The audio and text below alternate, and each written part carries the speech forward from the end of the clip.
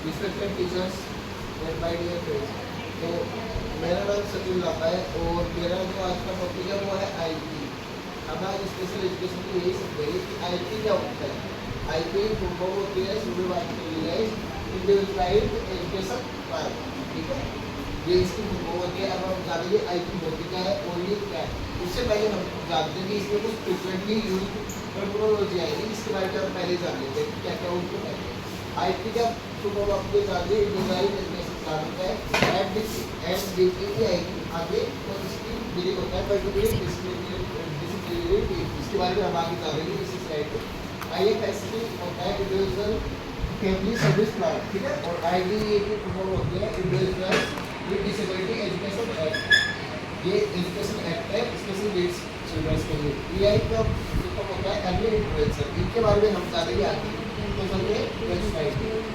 तो शुरू में जानते हैं व्हाट इज आईपी। आईपी होती क्या है, ठीक है। आईपी का एक लीगल डॉक्यूमेंट्स है, एक लीगल डॉक्यूमेंट्स है, उसे कानूनी मान्यता प्राप्त है कि उसको दिखा के हम कानून में भी मतलब दिखा सकते हैं। ये आईपी चाहिए। It describe special education service for a child with special needs. ये क्या बताते हैं, ये बताते हैं कि जो स्पेशल स्टूडेंट है, स्पेशल नीड्स है चाइल्ड की, उसको डिस्क्राइब करते हैं कि उसे क्या आवश्यकता है, क्या उसकी नीड्स है अभी आगे चलते। तो आईपी ये होती है। It details how the child is correct to perform. ये भी बताते हैं कि चाइल्ड जो है वो अभी परफॉर्म कैसे कर रहा है, कंसेंट होता है चाइल्ड का, तो ये भी आईपी में बताते हैं। मोस्ट इम्पैक्ट है a way of major goal and progress.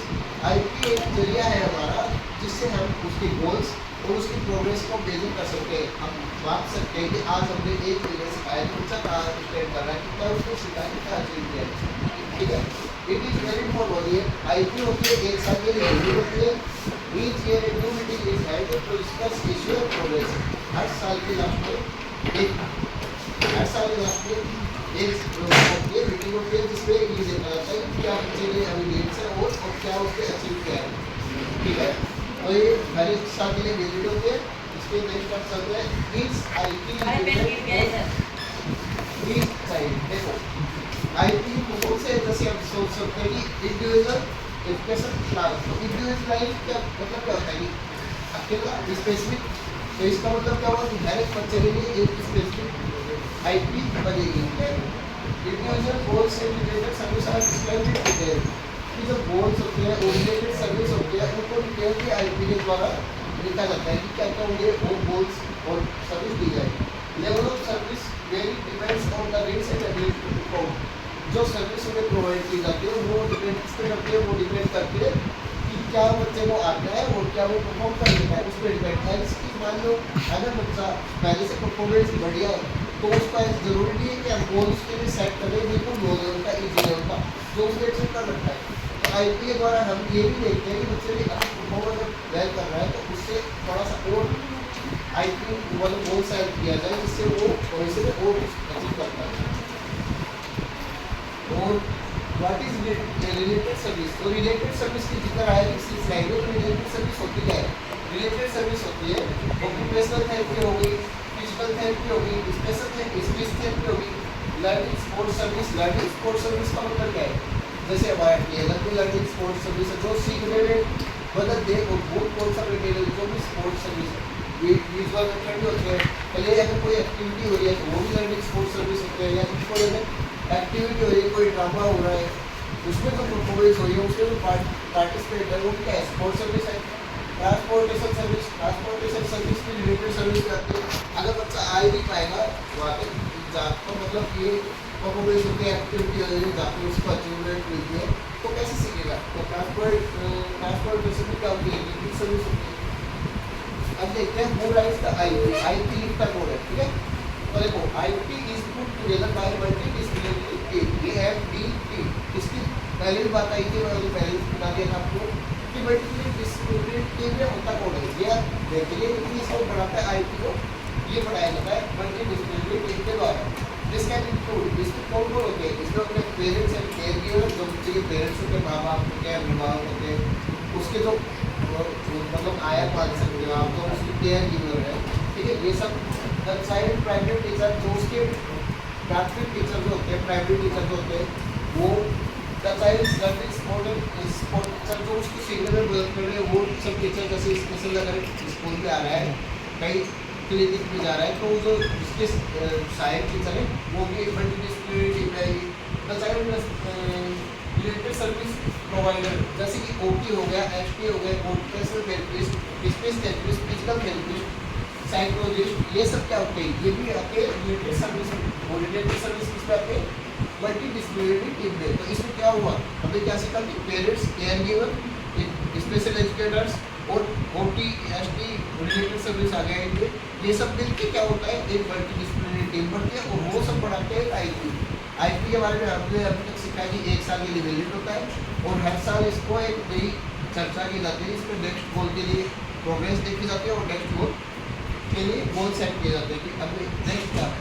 What is FDT meeting, multi disciplinary meeting में होता क्या है, इसमें होता है कि जैसे आईपी अगर बढ़ रही है तो उससे पहले एक मीटिंग होगी एफडी की, मल्टी डिसिप्लिनरी टीम की, और वो क्या करेगी, वो बच्चे की देखेगी प्रोग्रेस का है बच्चों की, और वो क्या सीख रहे हैं, आगे चल के उसे क्या सिखाना है, उसके लिए क्या गोल हम सेट की जाए ताकि वो आगे चल के सीखे। ठीक है, this include all the evaluation of the team. ये सब जो मिलके अगर इवैल्यूएट करते हैं उसके द्वारा बनाई जाती है टीम बढ़ाई जाती है, टीम बढ़ाई जाती है, और वो सब पढ़ के अपने अपने हिसाब से इवैल्यूएशन करते हैं और उनका जो निचोड़ होता है, जो कंबाइंड होता है, कंबाइंड फॉर्म, उसके अकॉर्डिंग फिर आईपी बढ़ाई जाती है। ठीक है, अब देखो parents related service provider, OT हो गया, एसडी हो गया, पीटी हो गया, टीचिंग थेरेपिस्ट और any other provider of the child of parents, ये भी अंतिम मल्टी डिसिप्लिनरी टीम पे ये बढ़ाते हैं each discipline explain their respective information. हर एक जो इसमें जैसे जितना भी दिख रहा है, एसडी में जितने भी का जिक्र है, वो सब अपना एक्सपीरियंस, अपनी इवैल्यूएशन सब कुछ शेयर करते हैं हर एक के साथ, और उसके बाद फिर कंबाइंड वाली बताया कि कंबाइंड की सोर्स कहा जाता है, उसके बाद नेक्स्ट गोल के लिए गोल सेट किया जाता है। तो देखो अब देखते हैं कंपोनेंट क्या होता है आईपी के। आईपी कंपोनेंट होता है तीन तरह के, कलेक्टिव जर्नल बैकग्राउंड इन्फॉर्मेशन। इसमें क्या किया जाता है, इसमें बच्चे की बर्थ हिस्ट्री, बच्चे ने कहाँ से पढ़ाई की है, बच्चे ने क्या क्या मतलब उसकी मेडिकल हिस्ट्री ली है, क्या क्या उसकी अगर मतलब उसका नेम से लेकर अदर्स नेम, सेक्स और ऑक्यूपेशन, और बच्चे की अगर कोई मल्टी मतलब वो है क्या है, अगर कुछ और रिलेटेड में साथ में बीमारी चल रही है, डिजीज चल रही है या फिर डिसेबिलिटी चल रही है, मल्टी डिसेबिलिटी है और जो दूसरी डिसेबिलिटी है उसको भी वो सब क्या किसमें आएगी, जनरल बैकग्राउंड इंफॉर्मेशन के द्वारा आएगी। तो हमें आईपी जनरेट करने से पहले हमें ये सब भी होना चाहिए, कंपोनेंट्स होनी चाहिए। कंपोनेंट्स में पहला आ गया हमारा कलेक्टिव जनरल बैकग्राउंड, जिसमें प्रीवियस नॉलेज होनी चाहिए, प्रीवियस हिस्ट्री होनी चाहिए, एक्सीडेंटल और सोशलिस्टिक जो कंडीशन होती है, किस माहौल में बच्चा रहा है आज तक, किस एरिया में किस माहौल में रहा है बच्चा, वो सारी हिस्ट्री आ गई जनरल बैकग्राउंड में। अब नेक्स्ट क्या है, नेक्स्ट कंपोनेंट है assessment of current level of functioning, यानी कि अभी बच्चे का प्रेजेंट लेवल क्या है, इससे हमें ये क्या पता चलता है, ये मोस्ट इम्पोर्टेंट कंपोनेंट है आईपी का, क्योंकि इसी से पता करते हैं कि बच्चा स्टेट कहाँ पे करता है, बच्चा प्रेजेंट लेवल बच्चे का क्या है। अगर जैसे important present level of child are every areas, कि हर एक एरिया में प्रेजेंट लेवल बच्चे का क्या है, वो डेली लिविंग स्किल में आपके अगर खुद से काम कर रहा है या नहीं कर रहा है, उसके एज के अकॉर्डिंग क्या वो खुद से कर रहा है या नहीं कर रहा है, सोशल स्किल उसमें है या प्रेजेंट है या फिर पीछे है, तो कितना पीछे है आज से।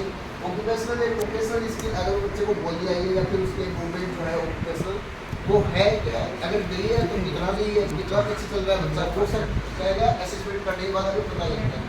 रिलेशनल स्किल जो होती है वो कितना पीछे है या फिर सही है या फिर पीछे आगे है। कम्युनिकेशन स्किल, बच्चा बातचीत में पीछे है आगे है, उसका प्रेजेंट लेवल क्या है, वो किसमें आता है असेसमेंट। असेसमेंट करने से हमें ये सब चीज़ें पता लगती है प्रेजेंट लेवल, और इसके बिना हम आईपी सेट नहीं कर सकते। ठीक है, तो नेक्स्ट आ गया सिलेक्शन ऑफ गोल्स, ये थर्ड पार्ट है उसका, आईपी का थर्ड कंपोनेंट है। After assessment next step is to set the total goal of the child. इसमें क्या होता है, जैसे असेसमेंट हो गया उससे पहले हमने प्रेजेंट बैकग्राउंड हिस्ट्री जानी, उसके बाद हमने असेसमेंट दे दिया, असेसमेंट से अपडेट किया कि प्रेजेंट लेवल क्या है। अब हम क्या करेंगे, अब हम करेंगे गोल का सिलेक्शन। गोल्स का सिलेक्शन यानी कि हमें गोल्स डिजाइन कर देंगे 1 साल के अंतर्गत, उनको कम से कम ये चीज़ हम अचीव करेंगे। तो ये क्या होता है, गोल अब दो तरह के होते हैं, एक एनुअल गोल, एक short term goal, specific goal बोलते हैं शॉर्ट टर्म गोल। तो देखो एनुअल गोल होता है 1 ईयर के लिए, हमने पढ़ा है कि आईपी 1 ईयर के लिए वैलिड होते हैं, 1 ईयर के लिए वैलिड होते हैं। तो जो लॉन्ग टर्म गोल पड़ेगा वो 1 ईयर के लिए पड़ेगा, ठीक है। और उसी के पार्ट कर दिए जाएंगे 4 पार्ट, तो वो होंगे स्पेसिफिक गोल या फिर शॉर्ट टर्म गोल को बोलेंगे। वो कितने के होंगे, 3 महीने, हर एक आईपी का सेशन 30 मिनट्स 30 डेज का होता है, और मतलब 30 डेज का, सॉरी मैं कह रहा हूँ एनुअल गोल जो है वो जैसे कि एग्जाम्पल के थ्रू समझिए कि हमने एक गोल बच्चे का निर्धारित कर दिया कि बच्चा 1 साल के बाद 20 वर्ड लिख पाएगा, ये हमारा क्या हो गया एनुअल गोल 1 साल के लिए। लेकिन उसका शॉर्ट टर्म निकालेंगे, शॉर्ट टर्म क्या हो गया, 3 महीने में डिवाइड कर देंगे। 3 महीने में डिवाइड करने का मतलब है कि हम कहेंगे 3 महीने तक बच्चा 5 अक्षर लिख पाएगा, ठीक है। ये क्या हो गया 20 का 1/4 हो गया, 20 का 1/4 हो गया, ठीक है, शॉर्ट कर दिया गोल। उसके बाद जैसे 5 अक्षर लिख पाएगा, उसके बाद जो नेक्स्ट 3 मंथ होंगे उसमें हम 5 to 10 करेंगे, गोल सेट करेंगे शॉर्ट टर्म। उसके बाद 15 to 10 to 15, और जो लास्ट आएगा वो क्या होगा 15 to 20, जो हमारा एनुअल गोल था वो अचीव कर लिया। लेकिन उसको कैसे अचीव किया, शॉर्ट टर्म पे मतलब शॉर्ट टर्म में डिवाइड करके हमने एक एनुअल गोल को अचीव कर लिया शॉर्ट टर्म के जरिए। तो ये क्या होते हैं शॉर्ट टर्म और एनुअल गोल, ठीक है। ये परिभाषा है। थैंक यू, ये होती है आईपी। और thank you friends, thank you teachers.